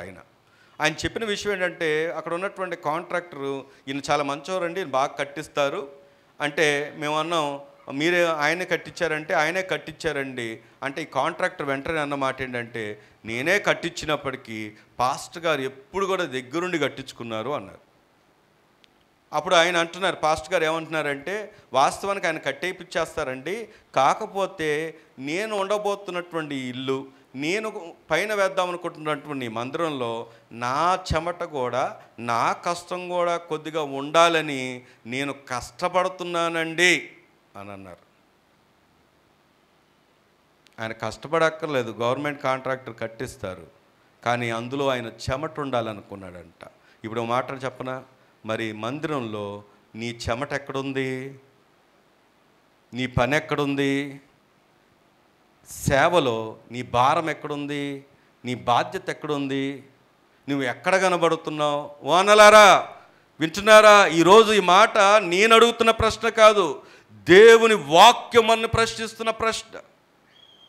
ఈరోజు దేవుడు పక్షపాతి కాదు, మనకు జీతాన్ని, మనకు బహుమానాల్ని సిద్ధపరిచిన దేవుడు. అందుకోవాలంటే ఆ లక్షణాలు మనం కలిగి ఉండాలి, అందుకునే స్థానంలో ఉండాలి. అదే కదా మనం చదువుకున్న మాటలో ఏమనుంది చెప్పండి, 4:2లో, మరియు గృహ నిర్వాహకులో ప్రతివాడు నమ్మకమైన వాడై ఉండుట అవశ్యము. అవశ్యము అంటే ఏంటి? Compulsory, no option. అన్నిటికీ ఆప్షన్స్ ఇస్తాడు దేవుడు, కొన్నిటికి మాత్రం ఇవ్వడు. ఏంటో ఆప్షన్ తెలుసా? ఆప్షన్ లేదు. నువ్వు కంపల్సరిగా దేవుని దృష్టిలో ఎలా ఉండాలంటే నమ్మకమైన వాడిగా ఉండాలి. రండి దేవుని వాక్యంలోంచి చూద్దాం. యోహాను సువార్త లేకపోతే కొరింథీ పత్రికలను చూద్దాం. 2వ కొరింథీ పత్రిక, కొరింథీ 2వ పత్రిక, కొరింథీ 2వ పత్రిక 4వ అధ్యాయము 17వ వచనాన్ని, మేము దృశ్యమైన వాటిని చూడక అదృశ్యమైన వాటిని నిదానించి చూచుచున్నాము కనుక క్షణమాత్రముండు మా చులకని శ్రమ మా కొరకు అంతకంతకు ఎక్కువగా నిత్యమైన మహిమ భారమును కలగచేయుచున్నవి. ఏలయనగా దృశ్యమైనవి అని నిత్యములు, అదృశ్యమైనవి నిత్యము. నీ పక్కన ఉన్న వాళ్ళకి తట్టి చెప్పండి, నీకు ఇచ్చే బహుమానాల్లో ఆయన ఎలాంటివి ఇవ్వబోతున్నాడంటే నిత్యమైనవి అని చెప్పండి. ఎలాంటివి ఇవ్వబోతున్నాడండి? ఎలాంటివి? నిత్యం. మా ఇంట్లో ఈ మెడలో వేసుకుంటారు కదా గోల్డ్ మెడల్లో, అవి ఒక 4-5 ఉన్నాయి. నాకు 3 పిల్లలు కనుక ఎవరికి ఏమొచ్చాయో నాకు తెలియదు. ఎందుకు అంటే ఒక ఇంట్లో ఉంటే ఒకలే ఉంటే, ఇలాగ లేదు 2 ఉంటే 2 డిస్ప్లేలో పెట్టేవాళ్ళు, తెలిసేది. నేను అవి కొన్ని లోపల పెడితే అవి చూసినప్పుడు ఎవరికి ఇచ్చారో నాకు తెలియదు వాస్తవానికి. అయితే ఎందుకు విషయం చెప్తున్నానంటే, అవి ఎంతకాలం దాస్తాం అంటే మా ఇలాంటి ఇంట్లో అది కొంతకాలమే. ఎందుకంటే మా ఇంట్లో ఇక విస్తారమైన ప్రతి మాకు సంవత్సరానికి 3 సార్లు క్లీనింగ్ ఉంటుంది, టాస్క్ అనమాట. 3 సార్లు క్లీనింగ్లో మాకు తెలుసు ఇది అవసరం ఉండదని, దాన్ని శుభ్రంగా తుడుస్తాం, మళ్ళీ లోపల పెడతాం. చాలామంది ఇళ్ళల్లో కూడా ఇలాగే ఉంటుంది, కేవలం తుడవడానికి కడగడానికే ఉంటాయి, దాన్ని ఉపయోగిస్తారంటే ఉండవు. ఒక్కొక్కసారి విసుగు పుట్టి అది కలర్ మారిపోయిన తర్వాత, ఇప్పుడు ఇంకా తక్కువ, ఇంతకుముందు అయితే ఇత్తడి ఉండే, కేవలం దాన్ని చింతపండు, ఇప్పుడు చింతపండు కూడా రేట్ ఎక్కువ, చింతపండు పెట్టి రుద్ది రుద్ది రుద్ది కడిగి దాన్ని తెల్లగా చేసి కవర్ కప్పి మళ్ళీ పెట్టేస్తారు. దాన్ని వాడతారంటే వాడరు, కానీ డిస్ప్లే అనమాట. కొంతకాలానికి విసుగు పుట్టి దాన్ని ఏం చేస్తారంటే తీసుకెళ్ళి వేసేస్తారు, మార్చేస్తారు. ఎందుకంటే అవన్నీ నేను ఇప్పుడు ఇవన్నీ ఎందుకు చెప్తున్నానంటే, ఇవన్నీ మన కళ్ళ ముందు కనపడే ఆనందాలు దృశ్యమైనవి, వీటి మీద మన లక్ష్యం ఉంచుతాం. కానీ దేవుడు చెప్తున్న మాట ఏంటో తెలుసా? అవి ఏమైపోతాయి అంటే వాడబారిపోతాయి, అవి పాడైపోతాయి. నువ్వు ఎంత బ్రిడ్జ్, ఇప్పుడు చైనాలో దాదాపుగా 400 బ్రిడ్జుల్ని, డ్యామ్స్ని వాళ్ళంతగా వాళ్ళే కూల్చేస్తున్నారు, ప్రభుత్వం వాళ్ళే కూల్చేస్తున్నారు. రీజన్ ఏంటి అంటే, ఆ చైనాలో ఒక అరుదైనటువంటి చేప ఉంటుందంట, ఆ అరుదైనటువంటి చేప అంతరించిపోతుందంట. ఇది అంతరించిపోవడానికి గల కారణం ఏంటంటే, ఈ డ్యాములు వేయడం వల్ల, ఈ బ్రిడ్జెస్ కట్టడం వల్ల దాని యొక్క జీవన కష్టమైపోయి అవి ఇంకా అంతరించిపోయే స్టేజ్కి వస్తే దాన్ని కాపాడుకోవడానికి ఇప్పుడు గవర్నమెంట్ ఏం చేస్తుందంటే దాన్ని పగలగొట్టేస్తుందంట. దాని చేపల కోసం డ్యాములే పగలగొట్టేస్తుంది. ఇప్పుడు ఎందుకు ఈ విషయం చెప్తున్నాను తెలుసా? ఇవన్నీ ఏమైపోతాయంటే వాడిపోతాయి, వాడబారిపోతాయి. దేవుడిచ్చేది వాడిపోయేవి, వాడబారేవి కాదు, అక్షయమైనది, నిత్యమైనది. అందుకే మనం చూడాల్సింది ఏంటి అంటే దృశ్యమైన వాటిని కాదు, మనం చూడాల్సింది ఏంటో తెలుసా? అదృశ్యమైనటువంటి దేవుణ్ణి, ఆయన కార్యాలని. దేవుని స్తోత్రం కలుగును గాక. అలాంటి వారికి ఏమున్నాయంటే బహుమానాలు. దేవుడు అందరికీ బహుమానాలు వాని వాని క్రియ చొప్పున సిద్ధపరిచాడు. కానీ నీ నమ్మకత్వం, నువ్వు నీ చూపు, నువ్వు నడుస్తున్న విధానం, నీ ఆలోచన విధానం, నీ భక్తి జీవితం, నువ్వు ఆధారం చేసుకున్నటువంటి విశ్వాస జీవితం, దేని మీద ఆధారపడి నువ్వు బ్రతుకుతున్నావో దాన్ని బట్టి దేవుడు ఇగో నీకు ప్రతిఫలము ఇస్తూ ఉన్నాడు. దేవుని స్తోత్రం కలుగును గాక. అందుకే దేవుని వాక్యం దగ్గరకు వచ్చి ఆలోచన చేస్తే 19వ కీర్తనలో కూడా మనం గమనించినట్లయితే 19వ కీర్తన 11వ వచనాన్ని కనుక మనం చూసినట్లయితే 19వ కీర్తన 11వ వచనం, వాటి వలన నీ సేవకుడు హెచ్చరిక నొందును, వాటిని గైకొనుట వలన. నీ పక్కన తట్టి చెప్పండి, నీకు గొప్ప లాభం కలుగుతుందని. ఏం కలుగుతుంది? ఏ మాట ఇష్టం ఉన్నా లేకపోయినా ఈ మాట భలే ఇష్టం మనకి. ఏమండి, ఏం చెప్పండి, ఏం కావాలి మనకి? నాకేంటి లాభం? ఏదైనా చేయాలంటే మనం మొట్టమొదటిగా అడిగేది ఏం చెప్పండి? నాకేంటండి లాభం? నీకు లాభం కలుగుద్ది. ఇది నా మాట కాదు, దేవుడే చెప్తున్నాడు. మనకేముంది చెప్పండి? లాభం. కానీ ఎవరికి అంటే వాక్యము చాలా స్పష్టంగా చెప్తున్నటువంటి మాట ఏమనంటే, వాటి వలన నీ సేవకుడు హెచ్చరిక నొందును, వాటిని గైకొనుట వలన గొప్ప లాభం. ఇంతకీ వాటి వాటి వాటి అంటున్నాడు, ఏంటది అంటే పైకి ఒక్క మాట పైకి వెళ్తే 8వ వచనం, యెహోవా ఉపదేశములు నిర్దోషమైనవి, అవి హృదయమును సంతోషపరచును. యెహోవా ఏర్పరిచిన ధర్మము నిర్మలమైనది, అది కన్నులకు ఏమిస్తుందంట? వెలుగునిచ్చునంట. గట్టిగా దేవుని స్తోత్రం చెప్దామా? అదేంటంటే వాక్యం. వాక్యం నీకు లాభం కలుగుద్దని చెప్పావు కదా, ఇప్పటి నుండి నువ్వు దేనికి లోబడాలి? వాక్యానికి లోబడాలి. వాక్యాన్ని వినడం కాదు, వాక్యాన్ని ఏంటంట అక్కడ గైకొనాలి అని ఉంది. వినడం వేరు, గైకొనడం వేరు. వినడం ఏం చెప్పండి? నేను ఒక శనివారం ప్రార్థనలో కూడా ఈ ఉదాహరణ నేను వాడాను. ఏంటంటే రైల్వే స్టేషన్కి వెళ్తాం, రైల్వే స్టేషన్కి ఇలాగ దగ్గరికి ప్రెమిసెస్కి దగ్గరికి వెళ్తూనే మనకు వినబడతా ఉంటుంది. ఏం వినబడుతుంది? కృపయా ధ్యాన్జే. ఏమండి, కృపయా ధ్యాన్జే అని అంటే ఏంటి అర్థం? జాగ్రత్తగా వినండి. ఏంటి వినాలి అంటే, ఇగో ఫలానా ట్రైను ఫలానా ప్లాట్ఫారం మీదకి వచ్చింది, ఫలానా ట్రైను ఫలానా ప్లాట్ఫారం మీదకి వచ్చింది, ఫలానా ట్రైను ఫలానా సమయానికి వెళుతుంది. మనకు వెళితే అక్కడ నీకు కంటిన్యూస్గా వినబడతా ఉంటుంది. ఏంటి? అనౌన్స్మెంట్స్. నేను మాట్లాడగనా? అన్ని అనౌన్స్మెంట్స్ వింటావా? నీకు కావాల్సిన ట్రైన్ ఒకటి ఉంటుంది, నువ్వు ఎక్కాల్సిన ట్రైన్ ఒకటి ఉంటుంది, నువ్వు వెళ్ళాల్సిన ట్రైన్ ఒకటి ఉంటుంది, దాని ట్రైన్ నెంబర్ ఒకటి ఉంటుంది. నీకు రిజర్వేషన్ చేసుకున్న వాళ్ళకి ఉంటుంది ఎక్స్పీరియన్స్. ఏంటో తెలుసా? ఆ ట్రైను ఏ ప్లాట్ఫామ్ మీదకి వచ్చింది అని వెంటనే డిస్ప్లే బోర్డు చూస్తావు. అనౌన్స్మెంట్ అంతా నువ్వు అంత శబ్దంలో అంత అనౌన్స్మెంట్లో నీకు మాత్రం వినపడేది ఒకటి, దాని మీదే దృష్టి ఉంటుంది. ఆ ఒకటి ఏంటంటే నువ్వు ఎక్కబోయే ట్రైన్. కొన్నిసార్లు రైల్వే వాళ్ళు విచిత్రం ఏంటంటే, వాళ్ళు ట్రైను చివరికి ప్లాట్ఫారం మీద పెట్టేదాకా డిస్ప్లే చూపించరు. కాబట్టి మనం అంతకన్నా తెలివైన వాళ్ళం. అంటే ఎలా తెలివైన వాళ్ళమో చెప్పమంటారా? దాని ఇంకా ఒక రైల్వే బ్రిడ్జ్లు ఉంటాయి కదా లోపల, ప్లాట్ఫారం పాస్ అవ్వడానికి మనం ఏం చేస్తామంటే ఏ ప్లాట్ఫారంలో నిలబడాలో అర్థం కాక, మీకు ఉందో లేదు కానీ నాకు ఉందా ఎక్స్పీరియన్స్, వెళ్ళిపోయి పైకి అన్ని సామాన్లన్నీ మోసుకొని వెళ్ళి పైన సెంటర్లో ఉంటాం. సెంటర్లో ఉండి ఒకవేళ 2 అంటే 2లోకి పరిగెత్తాలి, 10 అంటే 10లో పరిగెత్తాలి. ఈ కింద నుండి ఎక్కడం కష్టం కనుక ఆ మధ్యలో ఉంటాం. అప్పుడు కూడా నీకు అనౌన్స్మెంట్ వినబడినట్టుగా ఉన్నప్పుడు కూడా నీ చెవులు ఎంత షార్ప్గా పనిచేస్తాయో తెలుసా? ఎంత షార్ప్గా పనిచేస్తాయి. దేనికోసం అంటే నువ్వు ఎక్కాల్సిన ట్రైన్ కోసం. ఈరోజు అనౌన్స్మెంట్ లాగా వాక్యాన్ని వినకూడదు. దేవుని సన్నిధికి ఏదో వినెళ్ళిపోదామన్నట్టుగా వచ్చి వెళ్ళిపోకూడదు.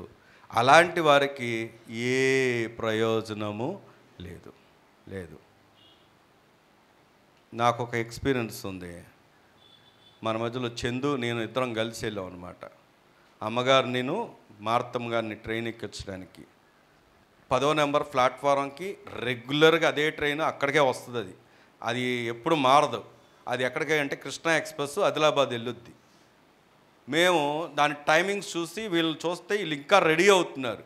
వీళ్ళ మీద 2 మాటలు రుసరుసలాడి తొందరగా వస్తారు రారా మీకోసం ట్రైన్ ఉంటుందా అని చెప్పి తీసుకొని హడావిడిగా తీసుకెళ్ళి 10వ నెంబర్ ప్లాట్ఫారం దగ్గరికి వెళ్ళడానికి ఒకటి నుండి బ్రిడ్జులు పాపం ఎక్కలేకపోతుంటే బలవంతంగా లాక్కుంటూ తీసుకెళ్ళి 10వ నెంబర్ ట్రైన్లో కూర్చోబెట్టి సీటు చూస్తే వేరే వాళ్ళు కూర్చుంటే ఇది మా సీట్ అని కొద్దిసేపు వాళ్ళతో మాట్లాడి కూర్చోబెట్టి కిందకి దిగి ట్రైన్ చివరి కూడా పాస్ అయిపోయాం. మేము చివరి పాస్ అయిపోయి లాస్ట్ ఎండింగ్లో ఈ గార్డు ఉండే దగ్గర బోర్డు ఉంటుంది. ఆ బోర్డు దగ్గర చూస్తే అది చెన్నై వెళ్ళే ట్రైన్, మేము పంపించాల్సింది ఆదిలాబాద్ వెళ్ళే ట్రైన్. ఇంకొక బాధాకరమైన విషయం ఏంటంటే ఆ ట్రైన్కి స్టాపులు తక్కువ. ఎంత ఫాస్ట్గా వెళ్ళామో, ఎంత ఫాస్ట్గా దింపామో, ఎంత ఫాస్ట్గా సామాన్లు కింద పడేసామో తెలియదు. మళ్ళీ ఆ ట్రైన్ వచ్చేదాకా ఆగాం. ఎందుకో చెప్పండి? ఒకవేళ ఆ ట్రైన్ కనుక కదులుంటే వీళ్ళు దిగలేకపోయి ఉంటే అక్కడ గుంటూరులో కూడా స్టాప్ లేదు. ఖచ్చితంగా తర్వాత జీవితకాలం అంతా మమ్మల్ని తిడతానే ఉండేవాళ్ళు. కానీ దేవుడు మహాకృప ఏంటంటే మమ్మల్ని ఆ స్థితి నుండి తప్పించారు. వాళ్ళు కూడా తప్పించాడు. ఆ తమిళ భాష దగ్గరికి వెళ్ళి దిగుంటే తర్వాత ఏమయ్యేదో తెలియదు. ఇప్పుడు ఎందుకు ఈ మాట చెప్తున్నానంటే చూడండి, శ్రద్ధ పెట్టాలి. ఈరోజు వాక్యం క్యాజువల్గా తీసుకోవద్దు. వాక్యాన్ని క్యాజువల్గా విని వెళ్ళిపోవద్దు. దేవుడు మాట్లాడుతున్నాడు అంటేనే నిన్ను ఎరిగి మాట్లాడుతున్నాడు. ఒకడు వాక్యాన్ని గైకొనుట వలన వారికి ఏం కలుగుతుంది చెప్పండి? గొప్ప లాభం కలుగుతుంది. దేవుని స్తోత్రం కలుగును గాక. దేవుడి దగ్గరకు వచ్చిన వాళ్ళని లాభంతోనే పంపాలనుకుంటాడు ఆయన. నువ్వు ఇంకా నష్టాలు చూస్తున్నావంటే కారణం నిన్ను నువ్వు అనలైజ్ చేసుకోవాలి. ఎక్కడ నేను వాక్యానికి వేరుగా ఉన్నా, ఎక్కడ నా నమ్మకత్వాన్ని నేను కాపాడుకోలేకపోతున్నా, ఏ విషయంలో నేను దేవునికి వ్యతిరేకంగా ఉన్నా, ఇది ఎవరి మట్టుకు వారు పరిశీలన చేసుకోవాల్సిన విషయం. దేవుడైతే మనకు బహుమానాలు సిద్ధపరిచాడు, దేవుడైతే మనకు జీతాన్ని సిద్ధపరిచాడు, దేవుడైతే మనకు లాభాన్ని సిద్ధపరిచాడు, దేవుడైతే మనని ఉన్నతంగా చూడాలనుకుంటున్నాడు. కానీ ఉన్నతంగా ఉండే స్థానంలో నేను ఉండాలి. ప్రియ సంగమా, దేవుడిచ్చే కొన్ని బహుమానాలు చూచాయిగా చూపించి నేను ముగిస్తాను. రండి, అవేంటో దేవుని వాక్యంలోంచి చూద్దాం. ఆయన ఇచ్చే బహుమానాలు ఎలా ఉంటాయో దేవుని వాక్యంలోంచి కొన్ని విషయాలు చూద్దాం. చూడండి, కొరింథీ మొదటి పత్రిక 9వ అధ్యాయం. కొరింథీ మొదటి పత్రిక 9వ అధ్యాయము 25వ వచనం చదువుకుందాం. మరియు పందెమందు పోరాడు ప్రతివాడు. మీరు గమనించాలి లేదో, ప్రతి దాంట్లో కూడా గుంపుగా ఆయన చెప్పట్లేదు. ప్రతి మాట కూడా, ప్రతి బహుమానం వాని ప్రతివాడు. ఎందుకు అంటే బహుమానాలకు వచ్చేసరికి పాస్టర్ గారు పిల్లలైనంత మాత్రాన మా పిల్లలకి, ఏమండి సంఘ పెద్ద పిల్లలైనంత మాత్రాన సంఘ పెద్ద పిల్లలకి, లేకపోతే భార్య ప్రార్థించే మంచి ప్రార్థనాపరులు అయితే భార్యను బట్టి కుటుంబం అంతటికి, అలాగే ఉండదు. భక్తి విషయానికి వచ్చేసరికి ఎవరు వ్యక్తిగతంగా వారు దేవునితో ఉన్నటువంటి అనుబంధాన్ని బట్టి వాని క్రియలు చొప్పున, వారి యొక్క క్రియలు చొప్పున వారికి ఏముంది అంటే ప్రతిఫలం ఉంది. దేవుని స్తోత్రం కలుగును గాక. ఈరోజు ప్రభు వాక్యం దగ్గరకు వచ్చి ఆలోచన చేస్తే మరి కుటుంబంగా ఆరాధించాలి, కానీ ఆరాధనలో కూడా వ్యక్తిగతంగా నువ్వు దేవుణ్ణి ఎరగాలి, వ్యక్తిగతంగా నీ హృదయాన్ని దేవునికి ఇవ్వాలి. మా అమ్మ మంచి ప్రార్థనాపరురాలు, మా అమ్మను బట్టి నేను పరలోకం వెళ్తానని అనుకోవద్దు. కానీ మీ అమ్మను బట్టి, మీ అమ్మగారిని బట్టి ఈరోజు వాక్యం వినబడుతుంది నీకు. మీ నాన్నగారిని బట్టి వాక్యం వినబడుతుంది నీకు. మీ నాన్నగారిని బట్టి నీకు గౌరవం దొరికింది, మీ అమ్మగారిని బట్టి గౌరవం దొరికింది. కానీ వ్యక్తిగత జీవితం ఎప్పుడు కూడా దేవుణ్ణి ఎవరు మట్టుకు వారు వెతకాలి. నా చిన్నతనంలో నేను ప్రభువుని ఎరగలేదు. ఇప్పటికీ నాకు కొంత డిఫరెన్స్ ఏంటో చెప్తాను.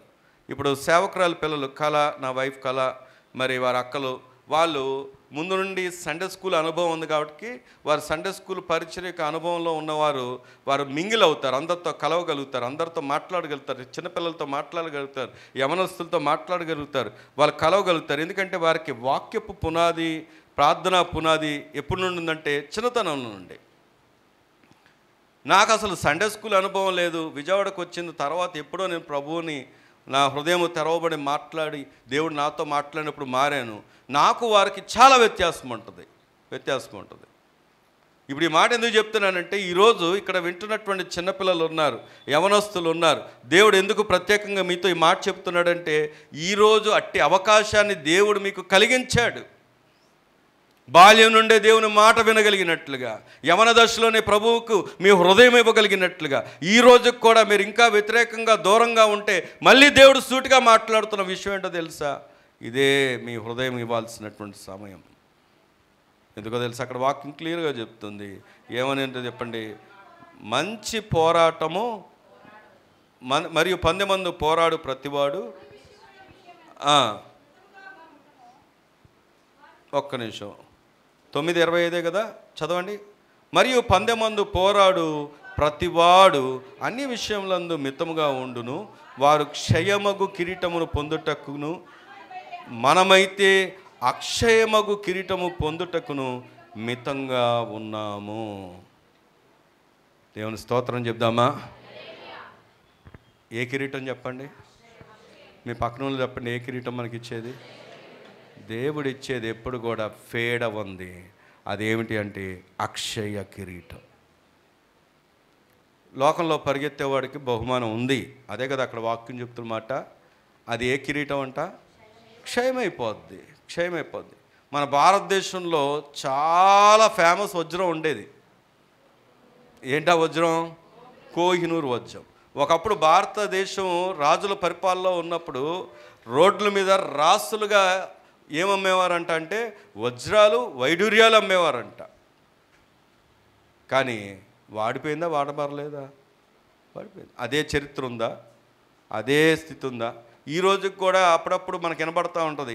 కోహినూరు వజ్రాన్ని ఎలాగైనా తీసుకొచ్చి మన దగ్గర పెట్టాలని ప్రభుత్వం ఏం చేస్తుందంటే ప్రయత్నాలు చేస్తుందని. ఎందుకంటే ద ప్రైడ్ ఆఫ్ ఇండియాగా చెప్పుకున్నటువంటి కోహినూరు వజ్రం ఇప్పుడు ఎక్కడ ఉందంటే లండను మ్యూజియంలోకి వెళ్ళిపోయింది, వాడిపోయింది. మనకి ఇవ్వబడినటువంటి ఆ యొక్క ఘనత ఏమైపోయిందంటే వాడిపోయింది. ఈరోజు ప్రభువు చెప్తుంది, మనకిచ్చే కిరీటం వాడిపోయేది కాదు, క్షయమయ్యేది కాదు, అది అక్షయమైనది. దేవుని స్తోత్రం కలుగునుగాక. ఆ అక్షయమైనటువంటి కిరీటం దేవుడు నీకు ఇస్తాడంట. రెండవది మరేమిస్తాడు చూడండి. అదే కొరింథీ పత్రికలో లేదా దశలోనికి మొదటి పత్రిక, దశలోనికి రాసినటువంటి మొదటి పత్రిక త్వరగా 2వ అధ్యాయం 19వ వచనం చదువుదాం. ఏలయనగా మా నిరీక్ష అయినను ఆనందమైనను. ఇక్కడ ఇంకో కిరీటం ఉంది. ఈ కిరీటం పేరు ఏంటి చెప్పండి? అతిశయ కిరీటం. అతిశయం అంటే ఏంటి? ఏంటండి? మనకు ఇతరులకు లేని దాన్ని బట్టి, మనకున్న దాన్ని బట్టి మనం ఏం చేస్తాం? ఆశయపడతాం. ఇతరుల కంటే ఆధిక్యతలో ఉన్నప్పుడు, ఇతరులకు లేనిది మన దగ్గర ఉన్నప్పుడు మనం ఏం చేస్తామంటే అతిశయపడతాం.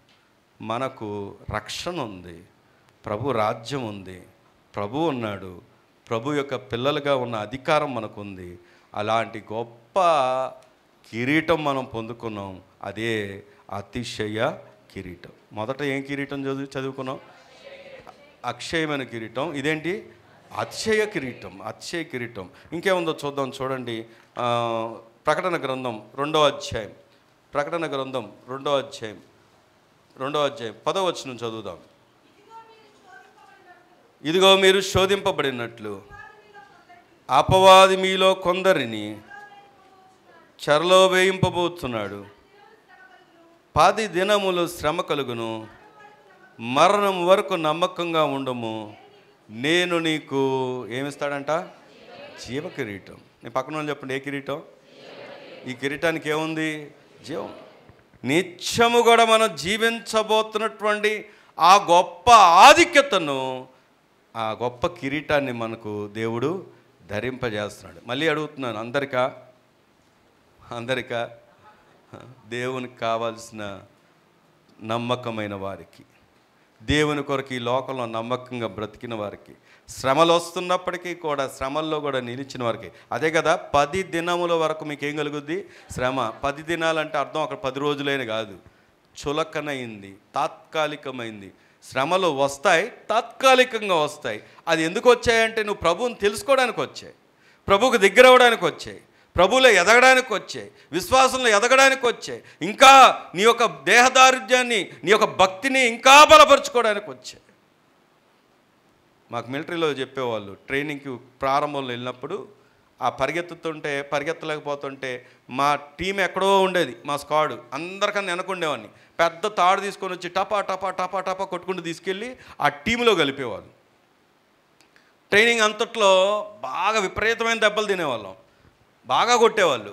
కొట్టినప్పుడు వాళ్ళు ఒకే మాట చెప్పేవారు, ఎవరైనా ఇక్కడ హిందీలో మకరాగిరి అంటారు, అంటే ఎవరైనా ఇక్కడ నిర్లక్ష్యంగా ఉన్నారనుకో, తప్పించుకుంటున్నారనుకో, ఇక్కడ బాగానే తప్పించుకుంటారు, రేపు యుద్ధరంగం ఉంటుంది, యుద్ధరంగంకి వెళ్ళినప్పుడు బుల్లెట్కి నువ్వు దొరుకుతావు,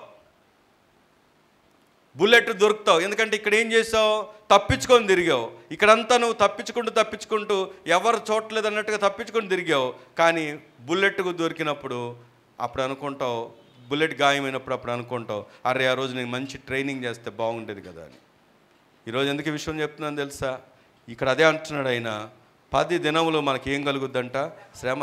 ఇక్కడ శ్రమలు ఉన్నాయి, శ్రమలు లేవని ప్రభు చెప్పలేదు. ఈ దేహంలో ఉన్నంతకాలం మనకి ఏముంటుందంటే శ్రమలు ఉంటాయి. శ్రమకు లొంగిపోకూడదు. శ్రమను మనం ఏం చేయాలంటే జయించాలి.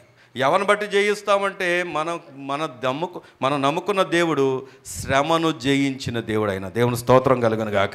సరే, 3 కిరీటాలు చెప్పాను. ఒకటి ఏ కిరీటం చెప్పండి? అక్షయ కిరీటం. 2వది అతిశయ కిరీటం. 3వది జీవ కిరీటం. 4వది చూడండి దేవుని వాక్యంలోంచే తిమోతి 2వ పత్రిక. నేను ఇంకా ముగిస్తాను, ఇంకో కిరీటం చూపించి ముగిచ్చేస్తాను. తిమోతి 2వ పత్రిక 4వ అధ్యాయము 8వ వచనం. ఇక మీదట నా కొరకు ఏ కిరీటం చెప్పండి? నీ పక్కన వాళ్ళు చెప్పండి, ఏ కిరీటం అది? నీతి కిరీటం. మన దేవుడే మనకు నీతి. మనకు దేవుడు ఏం ధరింపజేస్తాడో తెలుసా? నీతి కిరీటాన్ని. ఇంకా నీకు వివరించను, ఇంకో మాట చూసుకొని ముగించుకుందాం. పేతురు మొదటి పత్రిక 5వ అధ్యాయం.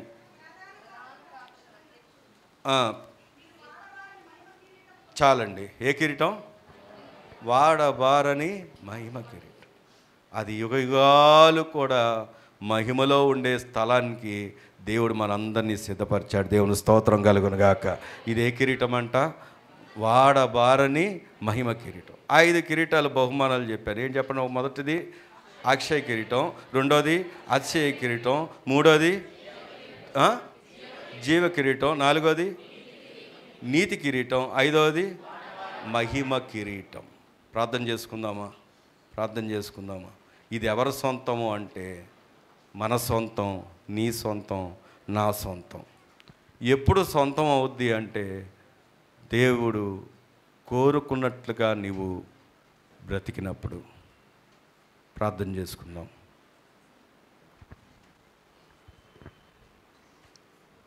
ప్రేమగల తండ్రి, నాయన పరిశుద్ధుడా, మీ ప్రియులు మీ దాసులు నిలవబెట్టిన ఆయన, మీరు మా అందరితో మాట్లాడారు. నా క్రియలు ఒక దినము జీతము. అవును తండ్రి, అవును.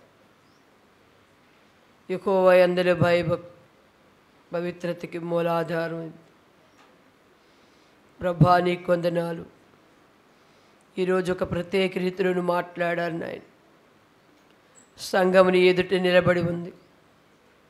బహుమానం పొందులాగా, ఆ జీవ కిరీటం పొందులాగా, ఆ అక్షయ కిరీటం పొందులాగా నాయన అతిశయ కిరీటానికి వారసులగునట్లుగా బ్రతుకున్నట్లుగా నాయన, వాడవారిని కిరీటానికి, ఆ మహిమ కిరీటానికి ప్రభాసిద్ధులైనట్లుగా నాయన. ఎందుకంటే నాయన, అయ్యా అదృశ్యమైనది మా ఎదుట ఉంది. అది నిదానించి చూడమన్నావు. అదిగో అదృశ్యమైంది. అయ్యా నిత్యమైంది. నాయన కలిగిన వారుగా మా జీవితాలను సిద్ధపరచండి. మా అపరాధ దోషములు, బలహీనతలు, అవిధేయతలు, మా పొరపాట్లు నాయన మా ఎదుట ఉన్నాయని భక్తుడు సెలవిస్తూ ఉన్నాడు. వాటి ఒప్పుకొనడానికే మాకు సమయాన్ని ఇచ్చావు. వాటిని విడిచిపెట్టడానికే ఈ సమయాన్ని ఇచ్చావు. అయ్యా పరిపూర్ణలగునట్లుగాకే ఈ సమయాన్ని ఇచ్చావు. ఎరిగిన వారే తండ్రి నాయన పరిపూర్ణతలోకి నడవగలిగిన కృపని సంఘానికి కూడి ఉన్న మా అందరికీ దయచేయండి. జీవాధిపతి అయిన మా తండ్రి, సర్వాధికారి అయిన మా ప్రభువా, మీ గణనామని కృతజ్ఞతలు నాయన. ఎత్తబడిన మాటలు హృదయాల్లో పరిపూర్ణంగా నీరు కట్టి పరభర్తంగా నాయన మీరు అక్కడికి రాజ్యంగా సిద్ధపరచి నాయన అయా వారు మేమందరం నాయన అయ్యా అదిగో నా తండ్రి నాయన నీ పనిలో ఉండువారుగా నీ కృప దయచేయండి. నీ భద్రతలో ఉండువారుగా నీ కృప దయచేయండి. దేవా నాయన నా తండ్రి, నీ ఎదుట ఉండువారుగా నీ కృప దయచేయండి. నీ రాజ్యంలో ఉండువారుగా నీ కృప దయచేయండి. తండ్రి, బావుగా ఎరుగున్నావు మమ్మలను. నువ్వు చూచుచున్న దేవుడిగా ఉన్నావు నాయన. ప్రతి వారిని క్షమించు. బిడ్డలందరినీ కనికరించు నాయన, కనికరించు అయ్యా. కనికరించే దేవుడు నువ్వు ఒక్కడివే, కరుణామయుడు. బిడ్డని నాయన, సంఘాన్ని, నన్ను మమ్మల్ని దాటిపోవద్దు తండ్రి. అయ్యా నీకు వందనాలు నాయన. ఇంకొను నాయన మీ దాసుని ఘనంగా బలంగా నిలబెట్టేవాడు. ప్రజలందరూ సంతృప్తి నుండి విడుదల పొంది, మోచన పొంది, రాకడికి రాజ్యంగా నాయన సిద్ధపాటు కలిగిన ఆయన, ఫలము కలిగిన ఆయన, జీతమునందుకునే నాయన, కుటుంబాలుగా, వ్యక్తులుగా నాయన అయ్యా, యవనులుగా, యవనాండ్లుగా, వృద్ధులుగా, వృద్ధ స్త్రీలుగా, పురుషులుగా, స్త్రీలుగా, పిల్లలుగా మమ్మల్ని సిద్ధపరిచి నీ కృప అనుగ్రహించి మహిమ పొందమని యేసు నామమున అడిగి వేడుకొని పొందున్నాం పరమ తండ్రి. ఆమేన్.